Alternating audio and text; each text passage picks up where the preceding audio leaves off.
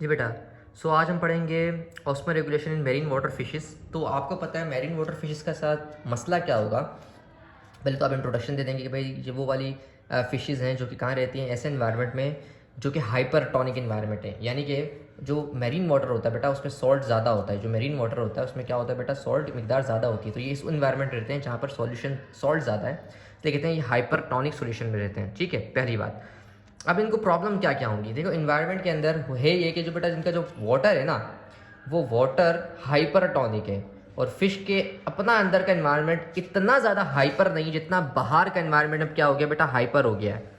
तो जो फिश के बाहर का वाटर है, मेरीन वाटर, वो इतना हाइपर है कि फिश के इंटरनल से ज़्यादा हाइपर है। जिसकी वजह से मैं कह सकता हूँ कि देखो अगर हम दोनों हाइपर को कंपेयर करें तो आउटर का इन्वायरमेंट कैसा है, ज़्यादा हाइपर है। इंटरनल क्या हो गया, कम हाइपर हो गया। तो मैं कह सकता हूँ कि फिश के इंटरनली जो मामलात हैं वो कम हाइपर हैं एज़ कम्पेयर टू बाहर के हाइपर से, क्योंकि बाहर जो है वो मेरीन वाटर है, वो ज़्यादा सॉल्ट वाला पानी है। तो मुझे एक बात बताएं, अंदर नमकियात यानी कि कम है फिश के अब, और बाहर नमकियात क्या है, बहुत ज़्यादा है। तो पानी को कहाँ से कहाँ ट्रैवल करना चाहिए, पानी को ट्रैवल करना चाहिए फ्रॉम इन टू आउट, क्योंकि इनर साइड हाइपोटोनिक इन्वायरमेंट हो गया क्योंकि कम मिकदार में नमकियात है, और बाहर नमकियात ज़्यादा, जहाँ नमकियात ज़्यादा होती है वहाँ पानी खींचिए खुद ही आता है। तो ये बताएं, फिश के इंटरनल का जो वाटर होगा ना सारा बाहर आने की कोशिश करेगा, तो फिश को लॉस हो जाएगा वाटर का। तो पहला प्रॉब्लम क्या होगा, पेशेंट कह रहा हूँ, फिश को क्या हो जाएगी, डिहाइड्रेशन हो जाएगी, वाटर की कमी हो जाएगी, तो डिहाइड्रेशन होगी। दूसरी चीज़ क्या होगी बेटा, कि जो पानी बार बार इसकी बॉडी के अंदर आएगा, सपोज करें जो अगर ये पानी इंटेक भी करती है,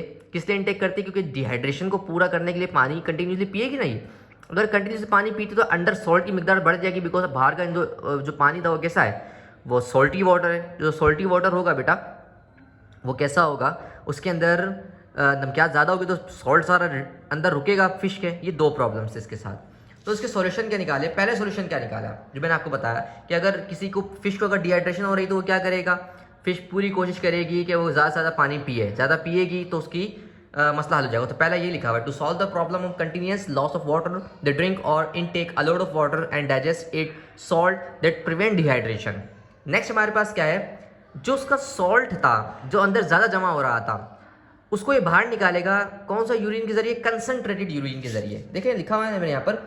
अब जो यूरिन प्रोड्यूस होगा वो कौन सा यूरिन प्रोड्यूस होगा बेटा, कंसनट्रेटेड यूरिन प्रोड्यूस होगा। जो कंसनट्रेटेड यूरिन होता है, याद रखिएगा, एक ऐसे यूरिन है जिसके अंदर सॉल्ट की मिकदार ज़्यादा है। अब आप बताएं, जब सॉल्टी वाटर फिश की बॉडी में आ भी ज़्यादा रहा है तो फिश क्या करेगी, फिश उसको ज़्यादा सॉल्ट वाला यूरिन निकालने की कोशिश करेगी। ठीक है, तो जो ज़्यादा सॉल्ट वाला यूरिन होगा वो कौन सा यूरिन कहलाएगा, कंसनट्रेटेड यूरिन कहलाएगा। तो बेटा जो osmo regulation marine water fish है, इसमें जो वर्ड है कंसनट्रेटेड यूरिन का वर्ड लाजमी आपके पास होना चाहिए। और इसका भी जो रीज़न बन के आएगा, how osmoregulation take place in marine water fishes.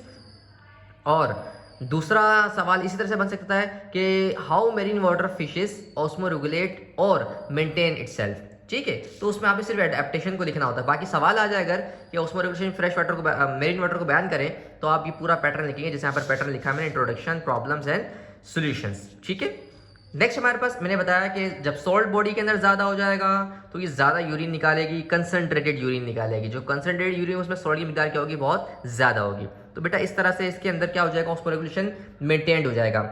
एक और बात लिखा हुआ बेटा इसके अंदर, they have also rectal glands and salt glands in gills. इनके पास रेक्टम के अंदर भी कुछ ग्लैंड्स है और सॉल्ट ग्लैंड्स हैं गिल्स के अंदर, जो कि मजीद एक्सेसिव सॉल्ट को जो उसकी बॉडी में आ रहा है उसको निकालने की कोशिश करेंगे। ठीक है बेटा, जहाँ हमारा लेक्चर खत्म होगा osmo regulation marine water fish का, नेक्स्ट लेक्चर हमारा क्या है, osmo regulation in terrestrial habitats. ठीक है।